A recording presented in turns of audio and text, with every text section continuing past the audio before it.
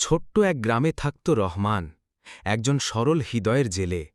সমুদ্রই ছিল তার জীবন, আর মাছ ধরা ছিল তার একমাত্র আশ্রয়। প্রতিদিন ভোরবেলা উঠে নদীর ধারে নৌকায় চেপে সমুদ্রে যেতেন তিনি। একদিন ঝড়ের রাতে প্রচণ্ড কষ্টের পরেও খুব কম মাছ ধরা পড়ল তার জালে। মনে হল যেন সব আশা হারিয়ে যাবে। তবু পরের সকালে ঠিক করলেন আবার চেষ্টা করবেন, ধৈর্য হারাবেন না। সূর্য ওঠার সঙ্গে সঙ্গে আবার নৌকা নিয়ে গিয়ে জাল ছুঁড়লেন। এবার ধরলেন তাজা রূপালী ইলিশ।